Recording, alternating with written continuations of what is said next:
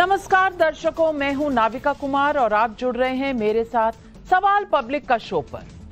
वक्फ छावा, औरंगजेब, नागपुर दंगे, राणा सांगा और संभल, इन जैसे हंगामों के बीच ईद पर गरीब मुसलमानों तक सौगातें मोदी पहुंचाने जा रही।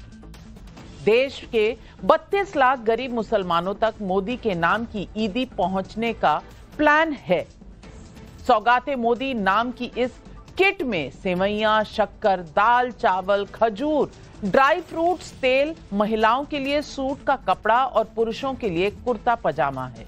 अब इसे संयोग कहें या प्रयोग, ये दर्शक तय करेंगे, लेकिन फैक्ट ये है कि जिस वक्त ये ईदी बांटी जा रही है उसी समय वक्फ संशोधन बिल संसद में आने का काउंटडाउन शुरू हो चुका है। मुसलमानों को जब सौगातें मोदी बंटने जा रही है तो अखिलेश यादव से लेकर ममता बनर्जी की पार्टी और कांग्रेस ऐसी मंशा पर सवाल उठा रहे हैं। लेकिन सबसे तीखी प्रतिक्रिया आरजेडी नेताओं की आई है। आरजेडी कह रही है कि नफरत की राजनीति करोगे और वोट की चिंता करोगे तो ये नहीं चलेगा। वैसे मोदी की ईदी पर आरजेडी की ऐसी प्रतिक्रिया पर मैं बताती चलूं कि कल रोजेदारों जैसी टोपी और गमछा डालकर लालू प्रसाद यादव ने इफ्तारी दी थी, जबकि कुछ दिनों पहले उन्होंने महाकुंभ को फालतू कह दिया था। मैं ये भी आपको बता दूं कि सौगातें मोदी किट सिर्फ ईद तक सीमित नहीं है। बीजेपी अल्पसंख्यक मोर्चा गुड फ्राइडे, ईस्टर, नवरोज और भारतीय संवत नववर्ष पर ऐसे तोहफे बांटेगा, ऐसा ऐलान किया है। ऐसे में सवाल पब्लिक का है कि मोदी के नाम की ईदी साथ ही वक्फ बिल का एजेंडा क्या तुष्टीकरण पर धावा है? लेकिन बहस करूं उससे पहले फैक्ट शीट आपके। 500 से 600 रुपए की ये सौगाती मोदी किट सिर्फ ईद का तोहफा भर नहीं, 32 लाख गरीब मुसलमानों तक 32,000 बीजेपी कार्यकर्ताओं द्वारा 32,000 मस्जिदों तक ये किट पहुंचेगी तो नरेंद्र मोदी का संदेश भी पहुंचेगा। ना दूरी है ना खाई है, ना दूरी है ना खाई है। जब बहस वक्त पर हो रही हो तो ये सौगाते मोदी शायद विपक्ष के लिए आउट ऑफ सिलेबस हो गया। बीजेपी और बीजेपी के खासकर खास लोग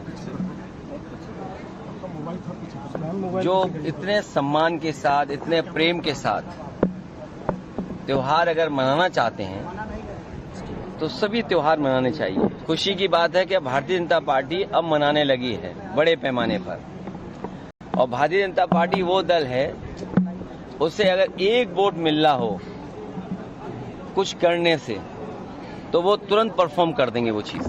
इफ्तारी और ईदी को एक्सक्लूसिव कॉपीराइट समझने वाले विपक्ष को सौगाते मोदी भी हजम नहीं हो रहा। लोग आरएसएस का मतलब नाथुराम गोडसे का मतलब ये लोग पूरा विरोधी है सर। क्या देंगे, ईदी देंगे नहीं देंगे, उससे कोई लाभ होने वाला नहीं। इससे बड़ा मजाक और क्या हो सकता है?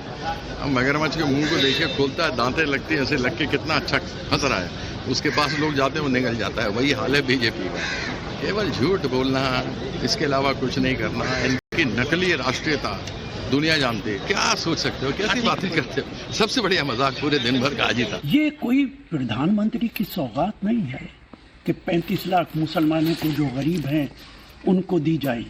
पहला तो सवाल ये कि 35 लाख आप तलाश कहाँ से करेंगे?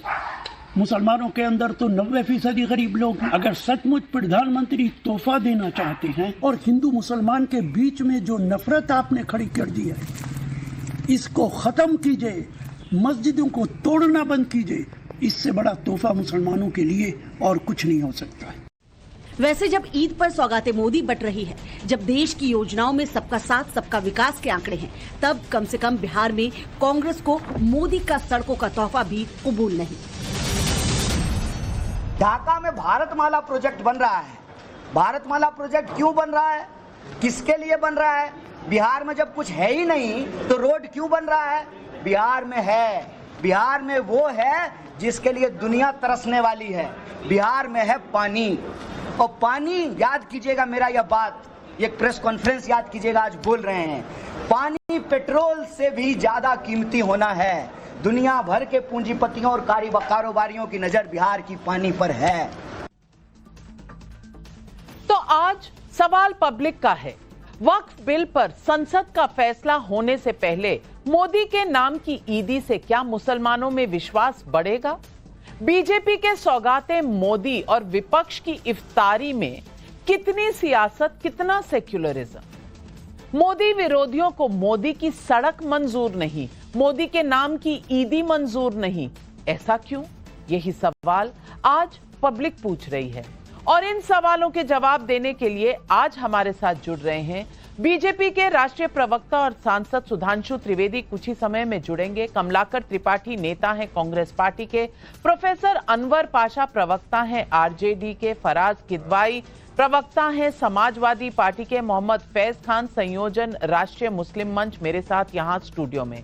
मेरा पहला सवाल जाता है कमलाकर त्रिपाठी जी को। और कमलाकर त्रिपाठी जी, मैं पूछना चाह रही हूं कि सबका साथ सबका विकास हो तो दिक्कत क्या है? और अगर ये सौगाते मोदी ईद के मौके पे जा रही है तो इतनी तकलीफ भी क्यों है? आप तो यही कहते थे ना कि सबसे प्रेम करें, तो अब प्रेम बढ़ रहा है, फैल रहा है, तो इतनी दिक्कत, इतनी मुश्किलें क्यों?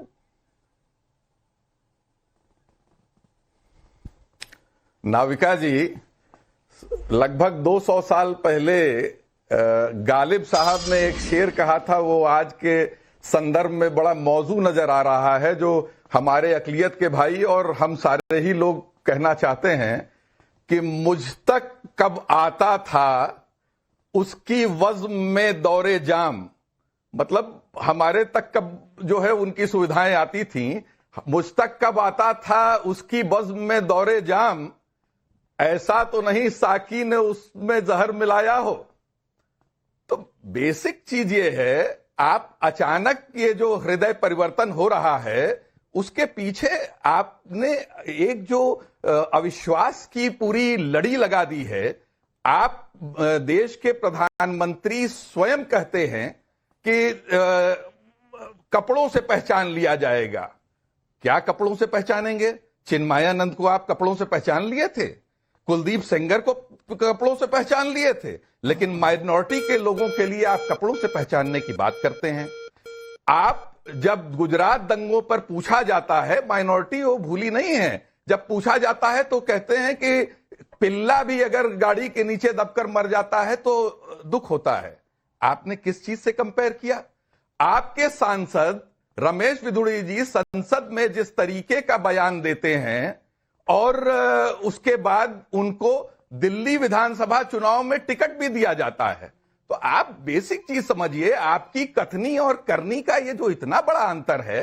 आप अगर देश के एक बड़े हिस्से के जनमानस के अंदर विश्वास जागृत करना चाहते हैं तो उसके लिए आपको आपके करनी में उस तरह की चीजें दिखनी चाहिए। तो शुरुआत हुई है, अगर शुरुआत हुई है तो उसमें दिक्कत क्या है?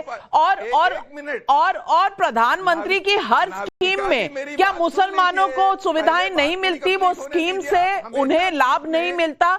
ये तो थोड़ा फैक्ट से परे बात आप कर रहे हैं कमलाकर त्रिपाठी जी।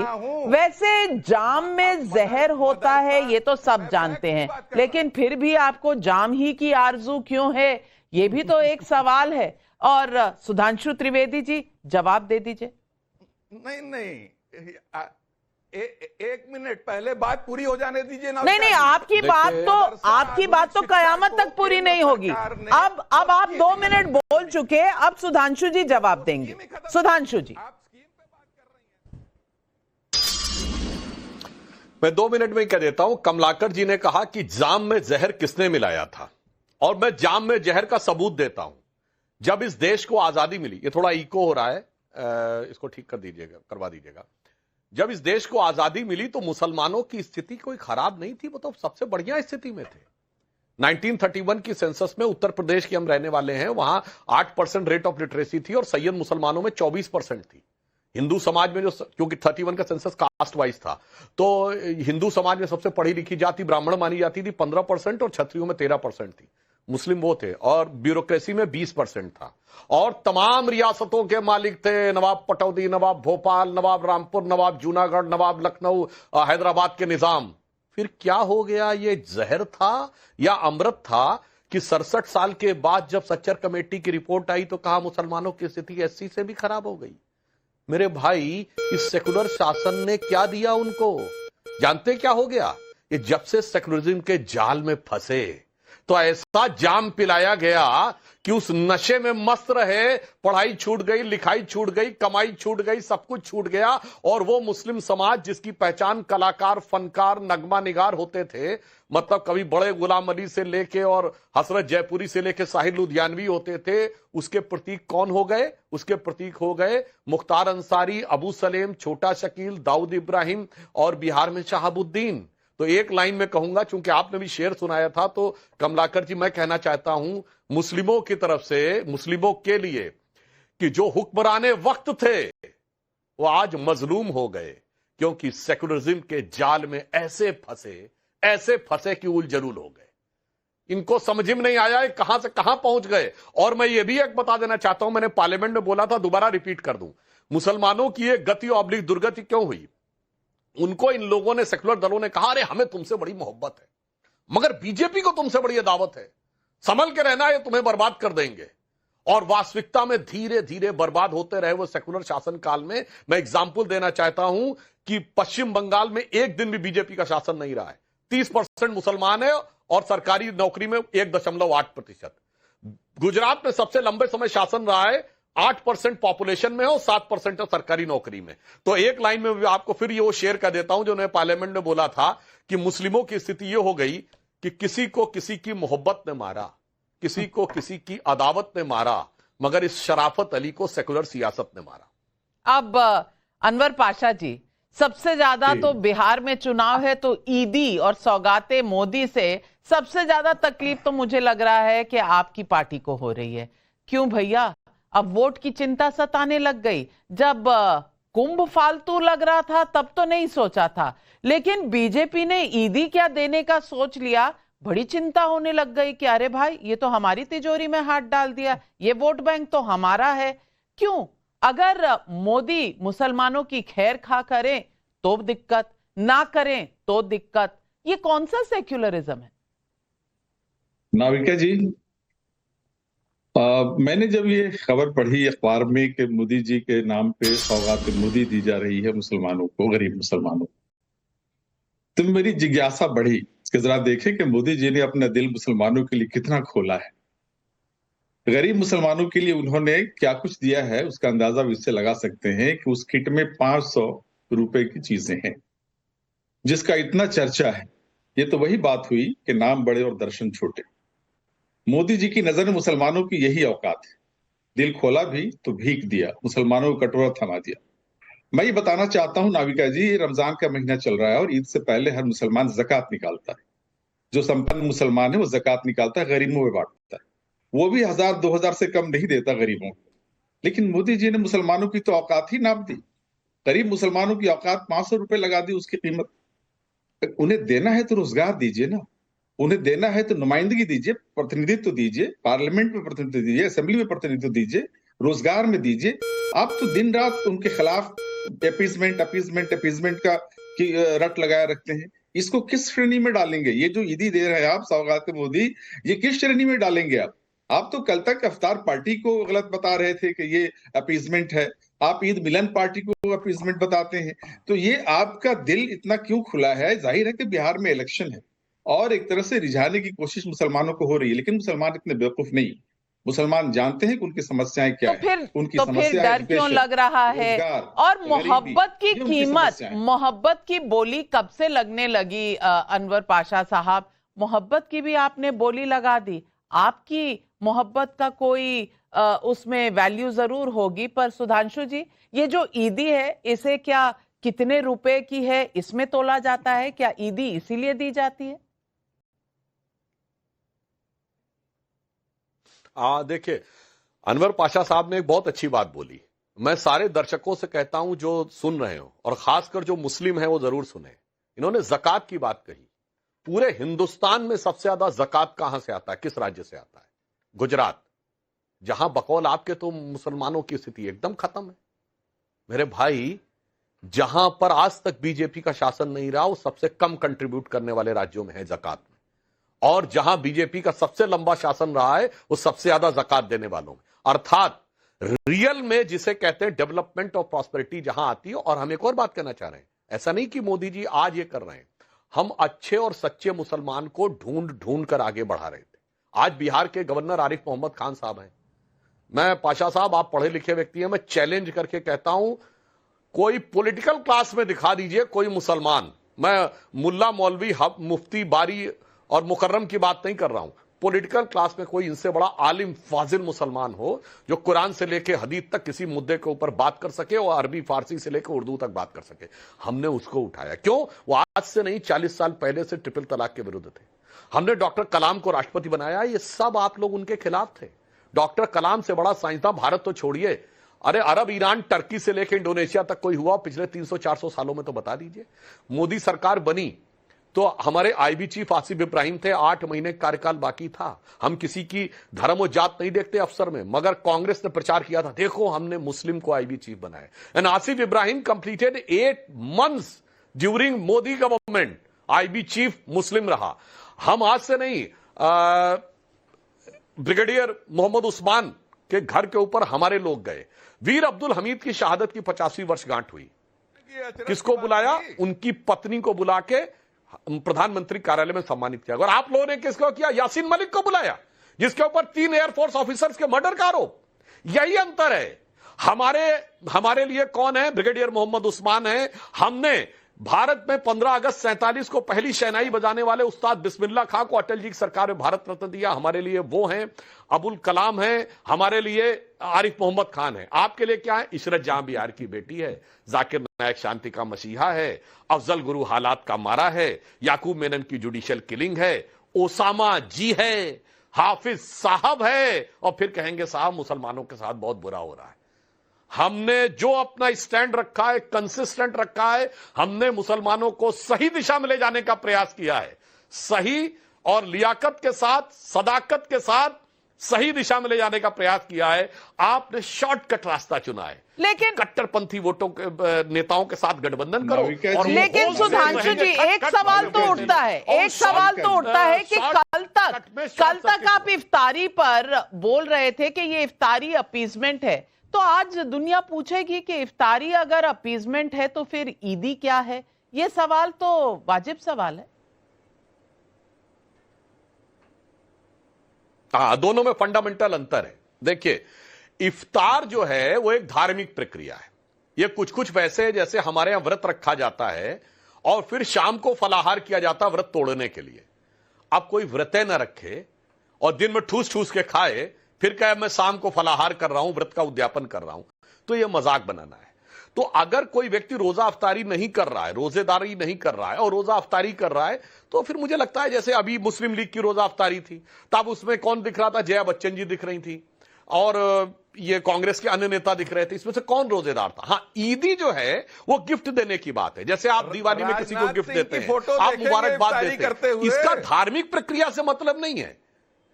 दोनों में, अरे साम वही मैं बता रहा हूं। मगर मेरा सवाल जानते नाविका जी क्या है? ये कांग्रेस ने रोजा इफ्तार 2014 से पहले देते थे, राजनाथ सिंह और नितिन गडकरी की हमारा तो स्टैंड समझ में आता है। करते हुए ये कांग्रेस 14 से पहले देती थी, अब देना बंद क्यों कर दिया? मुस्लिम लीग की रोजा इफ्तारी में क्यों शिरकत करनी पड़ी?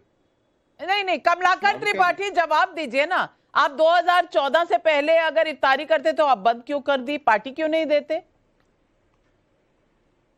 अभी भी इफ्तारी, अभी उत्तर प्रदेश में 3 दिन पहले जो है वो हमारे अध्यक्ष अजय राय जी ने इफ्तारी की है और बहुत बड़ी इफ्तारी की है। हमने होली मिलन समारोह भी कराया है।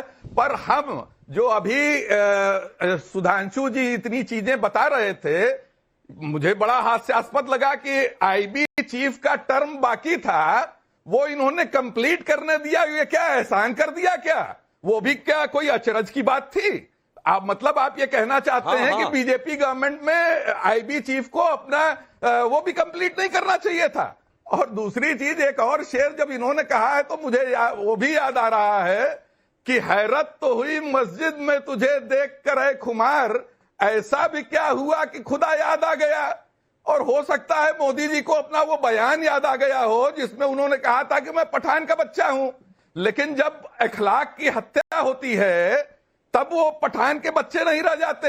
जब इस देश में काऊ विजिलेंटी के नाम पर, गोमांस के नाम पर निर्दोष लोगों की हत्या की जाती है, जब लव जिहाद के नाम पर लोगों की हत्या की जाती है, लोगों को दूर करने के लिए तरह तरह के कानून लाए जाते हैं, आप इनोसेंट लोगों को उसमें इम्प्लिकेट करते हो। आप जिस तरीके से अभी बुलडोजर कार्रवाई हुई जिसपे सुप्रीम कोर्ट ने ये कहा कि जो है वो दिस इज हाई हेडेडनेस, और आप बाद में आता है स्टे 1 घंटे बाद, आप उसके पहले ही कार्रवाई कर देते हो। आप जिस तरीके से कार्य कर रहे हो वो शुद्ध दिख रहा है। और जो नहीं, तो वो तो आपका भी दिख रहा है कमलाकर त्रिपाठी जी, लेकिन सवाल ये है, और जनता के भी सवाल आ रहे हैं, लेकिन मैं फराज भाई से पहले पूछना चाहती हूँ। फराज भाई, अब प्रधानमंत्री आवास योजना बनती है तो उसमें क्या मुसलमानों को घर नहीं मिलते? क्या वो ईदी से कम है, ज्यादा है? अब ईदी की जब मोल ही लगाने लग गए हैं तो उसका भी बता दीजिए। ये भी बता दीजिए कि जब कुकिंग गैस दी जा रही थी उज्ज्वला योजना के तहत, तो उस वक्त क्या मुसलमानों को नहीं दी गई थी? तमाम जितनी स्कीमें हैं, मुद्रा योजना हो या तमाम स्कीमों में, क्या मुसलमानों को उनका हक नहीं मिला था? लेकिन सिर्फ कहना कि ईदी दे दी तो शायद अब कहीं ना कहीं तेवर बदल रहे हैं, क्या ये सही है फराज भाई? नविका जी, सबसे पहले तो सुधांशु जी ने भी एक बात बोली कि जो लोग रोजा इफ्तारी में जाते हैं और रोजा नहीं रखते हैं, ठूस ठूस के खाते हैं, तो वो कौन लोग होते हैं? तो सुधांशु जी, ये कौन सा हमें 2 लोग, जरा इनका मेरी नजर थोड़ी कमजोर हो गई है, थोड़ा बता दीजिए। नविका जी, आप बता दिए 2 लोग कौन है? पासवान जी हैं, और पासवान जी, और मेरे को लगता है नीतीश कुमार जी हैं। नहीं, अटल बिहारी वाजपेयी। अटल बिहारी वाजपेयी जी। जी जी, और ये टोपी लगाए हुए हैं, गोल गोल टोपी है, और हरा जो है वो गमछा भी ओढ़े हुए हैं दोनों लोग।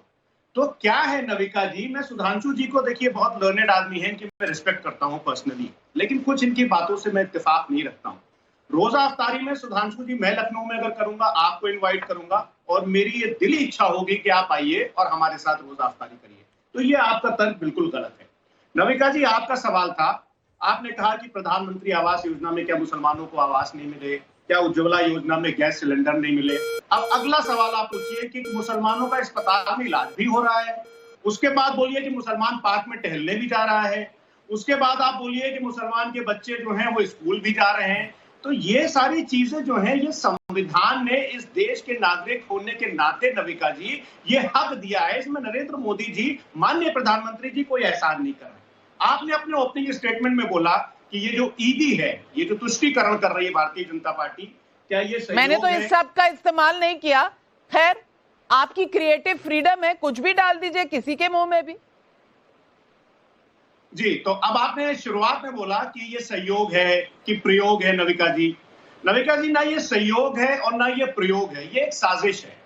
और किस चीज की साजिश है मैं आपको बताता हूं। आपकी वोट बैंक की साजिश। अब सुनिए, देखिए, सबको आपने बहुत पेशेंटली सुना, तो इस अदना के इंसान को भी आप पेशेंटली सुन लीजिए। एक बहुत अच्छा शेर है, जब शेर व शायरी का दौर चल रहा है, कि मसलहत है, तवज्जो है, या कोई साजिश है, एक शहंशाह ने मेरे हक में दुआ मांगी है। अब इस चीज को अगर आप ठीक से एनालाइज करिएगा तो माननीय प्रधानमंत्री जी ये उत्तर प्रदेश के माननीय मुख्यमंत्री जी को चिढ़ाने के लिए कर रहे हैं। और हमारे माननीय मुख्यमंत्री जी को उर्दू से जब इतनी नफरत है तो बाकी कम्युनिटी की तो आप बात छोड़िए, कि जब बोलते हैं ना कि उर्दू पढ़ के क्या आप कटगुल्लापन की तरफ देश को ले जाएंगे। तो आज जो होड़ मची हुई है कि मोदी जी के बाद कौन, तो ये बेसिकली मोदी जी और अमित शाह जी मिलकर के उत्तर प्रदेश के माननीय मुख्यमंत्री जी को चढ़ाने की एक कोशिश कर रहे हैं। और ये जो प्रधानमंत्री जी प्रधानमंत्री जी ने नविका जी जो ये झुंझुना दिया है, मैं तो बोलता हूं कि इस झुंझुने को छोड़िए। सुधांशु जी बड़े लर्नेड आदमी, मैं फिर से बोल रहा हूं, आपने चरणबद्ध तरीके से, योजनाबद्ध तरीके से मुसलमान बच्चों की एजुकेशन को कम करने का प्रयास किया है। अब आप कहेंगे ये कहां से आप ले आए नविका जी? ये मैं वहां से ले आया कि आपने जो सेंट्रल सेक्टर स्कीम्स के जो फंड्स थे 1 फरवरी 2025 the Hindu written by Ishita Mishra, उसमें एजुकेशन एम्पावरमेंट ऑफ माइनॉरिटीज के जो बजट थे जो कि केटर करते थे मुसलमान बच्चों की एजुकेशन एम्पावरमेंट के लिए, स्किल डेवलपमेंट के लिए, इस स्पेशल प्रोग्राम फॉर माइनॉरिटी और प्रधानमंत्री विरासत का संवर्धन के लिए, उसके बजट आपने 57% से कम कर दिए नविका जी, 57% से। और ये 500 रुपए का झुंझुना जो है आप दे करके बोल रहे हैं कि क्या बोला आपने भी, वो मैं भूल गया, ईद का जो आपने बोला था, बहरहाल सौगात मोदी।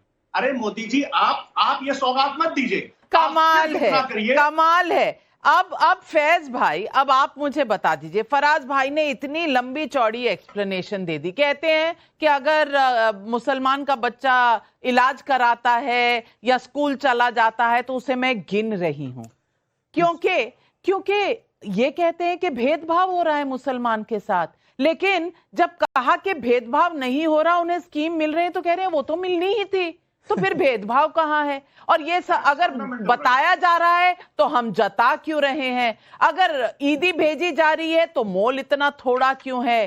पूरा कुछ हमें दे दो। ये सवाल जो है, जो मुसलमानों के इतने शुभ चिंतक रहे इतने साल में, तो मुसलमान इतना एजुकेशन में बैकवर्ड है ही क्यों? ये सवाल नहीं पूछना चाहिए कांग्रेस पार्टी से, समाजवादी पार्टी से? फैज भाई, इसमें आपको तुष्टीकरण लग रही है, चीप पॉपुलैरिटी लग रही है, आपको लग क्या रहा है कि ये सौगाते मोदी में जो ईदी जा रही है उससे लोगों को मिर्ची बहुत लग रही है? बिस्मिल्लाहिर्रहमानिर्रहीम, रब्बिश्रह ली सदरी व यस्सिर ली अमरी वहलुल उक़दतन मिन लिसानी यफ़क़हू क़ौली। अज्ञानतिमिरान्धस्य ज्ञानांजन शलाकया चक्षुरुन्मीलितं येन तस्मै श्री गुरुवे नमः। देखिए नाविका जी, आप मेरी बड़ी बहन है, आपने इतनी सारी जो बात कही ना, मैं दर्शन शास्त्र का विद्यार्थी हूं, इसे एक शब्द में अनवस्था दोष कहते हैं दर्शन शास्त्र में। यानी आप आईबी का चीफ बनाए रखो तो भी समस्या, हटा देते तो भी समस्या, मोदी जी टोपी पहनने से मना कर दे तो भी समस्या, अटल जी टोपी पहन ले तो भी समस्या, मुसलमानों को योजनाओं का सारा लाभ बराबरी से मिल रहा है तो भी समस्या, नहीं मिलता तो भी समस्या। यानी कि 100 में से 3 का भाग दे दिया तो 33.33।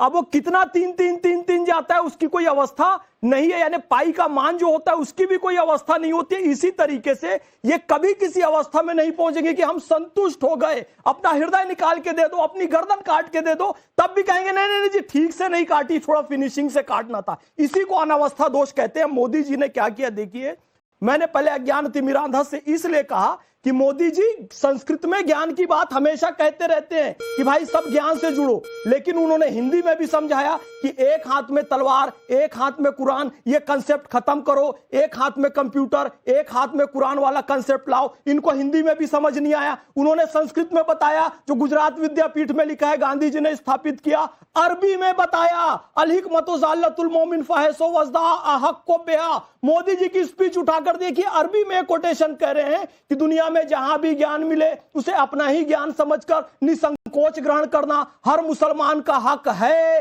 फिर भी इन लोगों ने मुसलमानों के ज्ञान के लिए काम नहीं किया। सच्चर कमेटी की रिपोर्ट आकर कहती है मुसलमान शिक्षा में सबसे पीछे, जबकि 50 साल तक यही शासन में रहे। अब मोदी जी ज्ञान की बात करें और मुसलमान जाग रहा है, तो इनको तिलमिलाहट इसलिए हो रही है कि मुसलमानों की बंधुआ मजदूरी खत्म हो रही है। जब तक मुसलमानों को बंधुआ मजदूर बनाकर रखते थे, शिक्षा नहीं देते थे, सम्मान नहीं देते थे, अपनापन नहीं देते थे, केवल वोट बैंक समझते थे। अब सम्मान भी मिल रहा है, अजमेर में चादर भी जा रही है, अब हुनर हाट भी लग रहा है, अब ज्ञानियों को पद्मश्री भी मिल रहा है। अनवर जलालपुरी साहब को पद्मश्री दिया गया। मैं गौसेवक हूं, शब्बीर मामू बीड़ के जो कि गौसेवा करते हैं उन्हें दिया गया। गुलाम रसूल साहब कश्मीर के शिल्प आर्टिस्ट, उन्हें दिया गया पद्मश्री। और इस बार तो 4 लोगों को दिया गया, बेगम बतूल, ऐनुल हुदा साहब और कश्मीर के एक विद्वान को दिया गया। इनको समस्या क्या है कि आरिफ मोहम्मद खान साहब को राज्यपाल बनाया जा रहा है, डॉक्टर APJ अब्दुल कलाम को राष्ट्रपति बनाया जा रहा है। जो शहनाई बजाई थी पहली बार लाल किले पर बैठकर स्वतंत्रता दिवस पे 1947 पे उनको पद्मश्री दिया जा रहा है, उस्ताद बिस्मिल्लाह खां को। इनको इसलिए समस्या है कि मुसलमान बंधुआ मजदूरी से मुक्त हो रहा है, तो ये तिलमिलाहट इनके चेहरे पर दिख रही है। मुझे तो ये भी समझ नहीं आ रहा है, दो दोष हैं, एक अनावस्था दोष और एक चक्रक दोष। इधर जाऊं कि इधर जाऊं, ये चक्रक दोष है, ये इसमें भी फंसे हुए हैं और अनावस्था दोष में भी फंसे हुए हैं। अनवर पाशा जी, फैज भाई ने तो पूरी पोल खोल के रख दी। नाविका जी, मैं फैज साहब के बारे में कुछ नहीं कहना चाहता हूँ। मेरे लिए मैं सुधांशु जी हमारे नहीं क्यों नहीं कहना चाहते, वो भी तो मुसलमान है, उनका हक नहीं है बोलने का, उनको इग्नोर कर देंगे। अनवर भाई को 500 की किट मिल गई है, 500 काउंट कैसे किया, जरूर पहुंच गई होगी, मुझे नहीं पता अभी तक कितने की सामान है उसमें। ये अच्छी बात है कि इनको किट मिल चुकी है। भारतीय जनता पार्टी के बहुत ही पढ़े लिखे लीडर हैं, हम उन्होंने 2-3 बातें ऐसी उठाई। उन्होंने बहुत नाम लिए अब्दुल कलाम साहब का और इन सब तमाम लोगों का, अब्दुल कलाम साहब का और ये कैप्टन हमीद का और दूसरे लोगों का।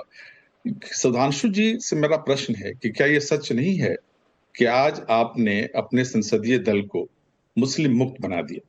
एक पार्लियामेंट का मेंबर नहीं है आपकी पार्टी में, आपने गवर्नमेंट को मुस्लिम मुक्त बना दिया। आपकी गवर्नमेंट में न तो आपके पास और न एलाइज के पास एक MP नहीं है, मिनिस्टर तो छोड़िए। ये स्थिति है, मुसलमानों के घरों पर बुलडोजर चल रहे हैं। क्या ये सच्चाई नहीं है? मुस्लिम बच्चों के स्कॉलरशिप रोक दिए गए, मुस्लिम स्टूडेंट्स के स्कॉलरशिप रोक दिए गए। आज कहां है माइनॉरिटी अफेयर्स मिनिस्ट्री? है कहीं? कोई नाम जानता है उसका? कौन उसका मिनिस्टर है?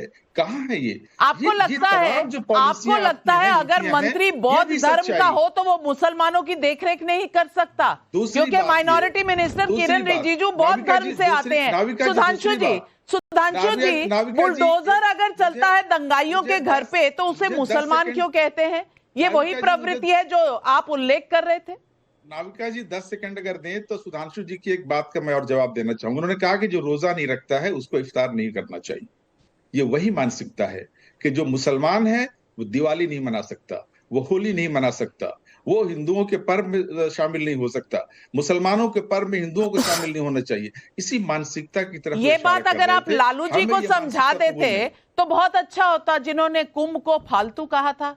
क्यों सुधांशु जी? देखिए यहां समस्या क्या है, ये सारे दल के लोग, अभी मैं इसमें हिंदू मुस्लिम पे नहीं जाके पहले टेक्निकल जवाब देता हूं। कमलाकर जी को शायद पता नहीं होता है, IB चीफ किसी भी गवर्नमेंट की सबसे ट्रस्टेड पोस्ट होती है। गवर्नमेंट चेंज होने के बाद भारत के इतिहास में आज तक कोई IB चीफ चंद हफ्तों से ज्यादा नहीं रहा। 77 में गवर्नमेंट चेंज हुई, यद्यपि हम उसके हिस्से थे पर हम लीडिंग नहीं थे। 77, 80 में कांग्रेस लौट के आई कि हमने उनको कंप्लीट करने दिया, कांग्रेस लौट के आई 2004 में। इसलिए हवा में मत बोलिए जनाब, हिंदू मुस्लिम का मुद्दा ही नहीं है। कोई पिछले सरकार के IB चीफ को कंटिन्यू नहीं करता है। ये मोदी जी ने किया, इसलिए मैंने बोला आपको सबसे लंबे समय सरकार में पता होना चाहिए, हवा में बात नहीं करनी चाहिए। इट इज नॉट, अरे भैया आईना में आपको दिखा रहा हूं, IB chief is not coterminous with the government. अरे भैया मैं यही कह रहा हूं, अपनी सरकार का उदाहरण बता दो ना, टर्म कंप्लीट करने दिया हो। मेरी बात सुनो मेरे भाई, काहे परेशान हो रहे हो? 80 में, 91 में, 2004 में जब कांग्रेस लौट के आई, मुझे बता दीजिए ना कि आपने टर्म कंप्लीट करने दिया तो ना दे करके फिर बीच में बोलने लगे, अब बीच में डिस्टर्ब करने लगे।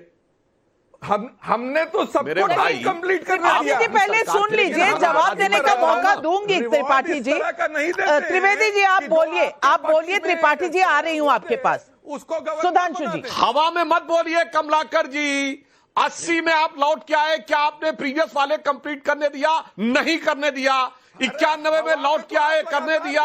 नहीं करने दिया। 2004 में लौट के आए, नहीं करने दिया, फटाफट हटाए। और इसलिए मैं कह रहा हूं मोदी जी ने वह टर्म पूरा रिटायरमेंट तक करने दिया, अन्यथा दूसरी पोस्ट पर ट्रांसफर कर सकते थे। और IB चीफ में हिंदू मुस्लिम नहीं, हर सरकार अपना कॉन्फिडेंस का व्यक्ति रखती है। इसलिए ऐसे हवा मत बोला करिए, सोच समझ के बोला करिए मेरे भाई, ऐसे हवा में। अब आते हैं स्टेप बाय स्टेप के ऊपर जो इन लोगों ने करने का प्रयास किया। अरे वही मैं कहना चाह रहा हूं, आपकी सरकारों ने चेंज किए। किसी प्रीवियस वाले को नहीं रखा। और तो और क्या साहब, आप 1980 में लौट के आए, आपने अपोजिशन की सारी राज्य सरकारें बर्खास्त कर दी। आप उसकी बात करिए, मैं दर्शकों से कह रहा हूं 1980 में नहीं, अगर मुसलमानों को स्कीमों के तहत कुछ मिलता है तो कोई एहसान नहीं किया, अगर मुसलमानों को टर्म कंप्लीट करने दिया तो कोई एहसान नहीं किया, अगर मुसलमानों को ईदी दे दी तो कोई एहसान नहीं किया। एहसान तो सिर्फ आप करते हैं कमलाकर त्रिपाठी जी, कांग्रेस पार्टी करती है। यही सवाल पब्लिक पूछ रही है। के दास का यूट्यूब पर सवाल है, बीजेपी 10 साल से सत्ता में है लेकिन गरीब हिंदुओं की दिवाली पर तो गिफ्ट नहीं दिया, आखिर ईद पर सौगातें मोदी क्यों? नरेश चावला का यूट्यूब पर सवाल है, टैक्स पेयर के पैसे से हज सब्सिडी और बीजेपी की ओर से मुफ्त ईदी, ऐसा क्यों? रमेश तनेजा का सहारनपुर यूपी से सवाल, मुस्लिम समुदाय गैस बिजली पानी घर मिलने के बाद तो बीजेपी को वोट देता नहीं है, 500 रुपए के गिफ्ट से खुश होकर क्या मोदी जी को वोट दे देगा? शिशिर भालचंद्र घाटपांडे का भोपाल से सवाल है, मंदिर जाने पर राहुल गांधी और प्रियंका गांधी को चुनावी हिंदू कहने वाली बीजेपी अब क्या इफ्तारी करने वालों को भी चुनावी मुस्लिम कहेगी? सुधांशु जी, आज सारे सवाल आपके लिए हैं, जवाब दीजिए।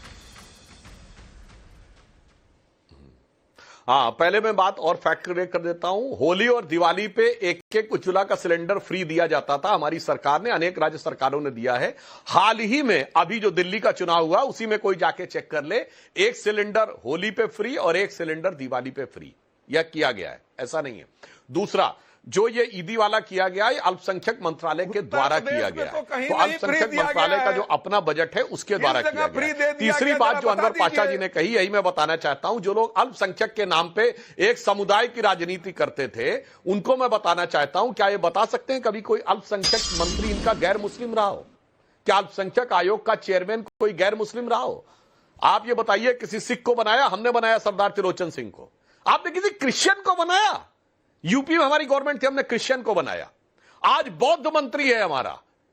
इसीलिए मैं कहना चाहता हूं हम सबको साथ। अच्छा बताइए, आप कहते हैं कभी किसी जैन को अपनी पार्टी के माइनॉरिटी विंग का अध्यक्ष हमने तो माइनॉरिटी का प्रधानमंत्री तक बनाया है। हम सारी माइनॉरिटीज को साथ में लेके चलते हैं, मगर आपको माइनॉरिटी के जाकर सिर्फ एक वर्ग की राजनीति करनी है, इस कारण से समस्या है। और वर्ग की भी राजनीति नहीं करनी है, उस वर्ग के कट्टर। क्या तरीका है भाई, आप लगातार बीच पे कमेंट्री कर रहे हैं, क्यों डिस्टर्ब करने में लगे हुए भाई? अपने टर्न का इंतजार करिए। एपीजे अब्दुल कलाम को जब राष्ट्रपति बनाया था तो आपने विरोध किया था। कमलाकर त्रिपाठी किसको पाठ पढ़ा रहे हैं? आरिफ मोहम्मद खान को जब गवर्नर बनाया था तो सबसे पेट में दर्द किसको हुआ था? अनवर पाशा जी, मेरे न्यूज रूम में अभी फोन बज रहे हैं और लोग कह रहे हैं फैज भाई ने कई सवाल उठाए थे, आपने एक भी सवाल का जवाब नहीं दिया।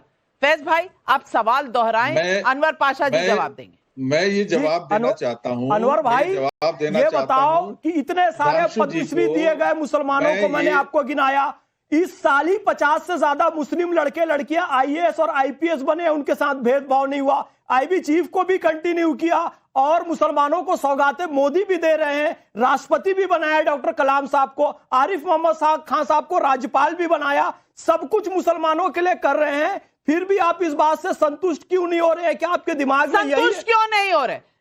संतुष्ट क्यों नहीं हो रहे अनवर पाशा साहब? देखिए, सबको ये पता है कि भारतीय जनता पार्टी के लिए मुसलमान क्या है। मुसलमानों को भारतीय जनता पार्टी जूतों के नोक पर रखती है। ये कुछ भी, ये सब काम आप लोगों ने किया है हजरत, ये काम आप लोगों ने किया है। सुन लीजिए, सच्चर कमेटी की रिपोर्ट आती है और ये कहती है कि मुसलमान सबसे पीछे हैं, आप लोगों ने ही सत्ता में राज किया था और फराज साहब, मैं आपसे पूछना चाहती हूं, अगर मुसलमानों के लिए कुछ करो तो आपने मुसलमानों को जूते की नोक पर रखा है, ना करो तो आप सिर्फ हिंदू राष्ट्र बनाना चाहते हैं। ये चित भी मेरी पट भी मेरी कैसे चलेगा? एक लाइन में अनवस्था दोष इसे कहते हैं, अनवस्था दोष। ये कभी किसी अवस्था में यानी संतुष्ट नहीं होंगे। भाई क्या दलाली कर रहे हैं? नविका जी, ये दलाली है, वो इसी शब्दों में आ जाती है। अनवर पाशा साहब, तर्क और प्रोफेसर साहब, इस तरह की भाषा तो ना इस्तेमाल करें, ये जुबान सही नहीं है। और एक मुसलमान, अब मुसलमान की सर्टिफिकेशन अथॉरिटी तो फिर एक गुलाम की आप हो आवाज, नहीं गुलाम की सकते, भाषा ही बोलने लेकिन लगते हैं लोग। लेकिन ये एक दूसरे गुलामी की भाषा एक है। दूसरे की ये इज्जत गुलामी करना पट्टी और करने डाले अपने हुए लोग अपने बोलों पर संयम रखना हमारा फर्ज बनता है। फराज साहब ये तर्क और तथ्यों नविका से जी। चूकते हैं तो ऐसी बात करते हैं। नविका जी देखिए, अभी फैज साहब ने क्या कहा कि मुसलमान IAS IPS बन रहा है, उनके साथ कोई भेदभाव नहीं किया जा रहा है। रामचरितमानस के उत्तरकांड में एक चौपाई लिखी हुई है नविका जी, झूठ ही लेना, झूठ ही देना, झूठ ही भोजन, झूठ चबेना, बोल ही मधुर बचन, जिमी मोरा, खाई महादि हृदय कठोरा। ये भी लिखा है, राम राज काहू नहीं व्यापा, दैहिक दैविक भौतिक तापा, सब नर करी परस्पर प्रीति, चली स्वधर्म निरत श्रुति नीति। तो अपने धर्म का कर्तव्य का पालन कीजिए। प्रधानमंत्री को अपशब्द कहना छोड़िए। राम जी यदि राजा हैं तो राम जी का सम्मान भी कीजिए, और आज मोदी जी यदि प्रधानमंत्री है तो उनका सम्मान कीजिए। ये रामचरितमानस की शिक्षा है। राम राज काहू नहीं व्यापा, दैहिक दैविक भौतिक तापा, सब नर करी परस्पर प्रीति, चली स्वधर्म निरत श्रुति नीति। और सबको मानिए, सिया राम में सब जग जानी, करूं प्रणाम जोड़ी जुग पानी, जन चेतन जग जीव जत सकल राम में जानी, बंदौ सबके पद कमल सदा जोड़ी जुग पानी। अलग मत मानिए अपने हिंदू भाइयों को। अपने बॉस किरण रिजिजू जी अलग नहीं है, संसद में रो कर कह रहे हैं मैं बौद्ध हूँ, तो क्या वक्त बिल नहीं ला सकता? मेरे बौद्ध होने पर प्रश्न चिन्ह उठाया जा रहा है। वो कहते हैं कि मैं बौद्ध होकर सुनिश्चित करूंगा कि मेरे मुस्लिम भाइयों को वक्त का लाभ मिले। ये क्या तरीका है? तरीका हो गया, अपना चौपाई सुनाओ एक तो ठीक, हम 3 वापस जवाब में चौपाई बोल दिए तो गलत। ये क्या तरीका है? श्रेयांश स्वधर्मो विगुणा पर धर्मात् स्वनिष्ठुतात्, स्वधर्मे निधनम श्रेया पर धर्मो भयावह। अपने कर्तव्य का पालन करते हुए मृत्यु भी यदि आ जाए तो उसका वर्ण कीजिए, कर्तव्य से विमुख होने की आवश्यकता नहीं है, नहीं तो भयानक परिणाम होंगे। पर धर्मो भयावह, यदा यदा ही धर्मस्य ग्लानिर्भवति भारत, अभ्युत्थानम धर्मस्य तदात्मानं सृजाम्यहम्, परित्राणाय साधूनां विनाशाय च दुष्कृतां, धर्म संस्थापनार्थाय संभवामि युगे युगे। जब जब होई धर्म की हानि, बाड़ी असुर अधम अभिमानी, तब तब प्रभुधर विविध शरीरा, हर ही कृपा निधि सज्जन पीरा। विविध शरीर धारण करके प्रभु आ रहे हैं और दुष्टों का नाश कर रहे हैं, तो उनके सीने पे सांप लौट रहा है। चलिए फराज साहब जवाब दीजिए। सुनिए फैज साहब, खाली आप ही इस दुनिया में नहीं पढ़े हैं, रामचरितमानस में साफ साफ लिखा हुआ है, राम राज बैठे त्रिलोका, हर्षित भय गए सब लोका, बैरू न कर काहू सम कोई, राम प्रताप में समता। चलिए ये राम राज आ गया। I am very happy. मतलब हुआ इसका बताइए आप। I am very happy. Ram ji गद्दी पर बैठ गए, सब जगह सुखी सुख होगा। सुनिए आपको मानने वाले मोदी जी भी बैठ अब फराज की दुआई अब अगर रामचरितमानस पर आ गए हैं, राम मंदिर ना गए तो क्या हुआ? सुधांशु जी, भारतीय जनता पार्टी उसके खिलाफ कर रही है, क्या बात करते हैं आप? चलिए फराज जी ने जो बात बोली जी, नविका जी मेरा पूरा टाइम देखिए, फराज जी ने जो बात बोली भगवान राम के संदर्भ, फराज भाई ने जो बात बोली, इन्होंने कहा कि बैर न कर काहू सन कोई, राम प्रताप विषमता खोई। तो फराज भाई यही तो मैं याद दिलाना चाहता हूं, जब राम मंदिर का उद्घाटन हुआ तो श्री राम जन्मभूमि न्यास ने सबको निमंत्रण दिया, राम मंदिर का विरोध करने वालों को भी दिया, राम भक्तों पर गोली चलवाने वालों को भी दिया, और मुख्य पैरोकार जो राम मंदिर में भगवान श्री राम लला विराजमान के विरुद्ध थे, इकबाल अंसारी, उनको भी दिया। बैर न कर काहू सन कोई, राम प्रताप क्षमता खोई। मगर सुनिए साहब, इकबाल अंसारी तो आ गए, उनका इकबाल बुलंद हो गया, मगर इंडी गठबंधन वाले नहीं आए, उनका इकबाल जमींदोज हो गया। और जो अब आपने बात कही, मैं विनम्रता से पूछना चाहता हूं, पाशा साहब ने कहा कि भाजपा मुसलमानों को ये इतने टिकट नहीं देती, उतने टिकट नहीं देती। देखिए बहुत सिंपल हम बात करना चाहता हूं, ताली दोनों हाथ से बजती है। जिन अच्छे और सच्चे मुसलमानों ने बीजेपी को समर्थन किया, हमने पद्म अवार्ड से लेके गवर्नर और राष्ट्रपति तक बनाया, पर आप चाहें कि अपराधी और आतंकवादी को करेंगे, तो मैं विनम्रता से पूछना चाहता हूं, 542 सीटें हैं लोकसभा में, इंडी गठबंधन ने क्या 20% टिकट दिए थे? चैलेंज करके पूछता हूं, 110 मुस्लिमों के नाम बताइए। उत्तर प्रदेश में 80 सीटें हैं, दिए थे 16 टिकट। दूसरा बड़ा राज्य महाराष्ट्र, 48 में एक मुस्लिम नहीं दिया कांग्रेस, इंडी गठबंधन एक मुस्लिम नहीं दिया इसी लोकसभा में 2024। गुजरात का चुनाव हुआ, 182 में दिए 20 टिकट नहीं, गुलाम नबी आजाद साहब का ओपन दिया गया बयान है जब वो कांग्रेस में थे कि मुझे लोग बुलाते नहीं अपने प्रोग्रामों में। बड़ी बात चुनाव कहती है प्रचार आज के लिए। सुधांशु कहते आप त्रिवेदी आओगे तो ने, हमारे वोट आप कम पड़ अपना जाएंगे। रिपोर्ट कार्ड देखिए दूसरों से सवाल पूछने से पहले। और आज दर्शकों, एक्स और यूट्यूब पर हमने एक क्विक सर्वे किया और जनता से सवाल पूछा कि सौगात मोदी के जरिए क्या बीजेपी वक्फ पर भड़काए गए मुस्लिमों के बीच पहुंचना चाहती है। सैंपल साइज 15,000 लोगों ने जवाब दिया। हाँ कहते हैं 78% लोग, नहीं कहते हैं 12% लोग, कह नहीं सकते 10% लोग। ये जनता क्या कह रही है ये सब समझ गए, पब्लिक क्या कह रही है ये सब समझ गए, लेकिन ये पॉलिटिक्स में और राजनीति में कौन दोहरे मापदंड रख रहा है, पब्लिक समझ रही है क्या? यही सवाल आज पब्लिक पूछ रही है। तमाम पैनलिस्ट का धन्यवाद, दर्शकों आपका धन्यवाद। लेती हूं इजाजत, नमस्कार।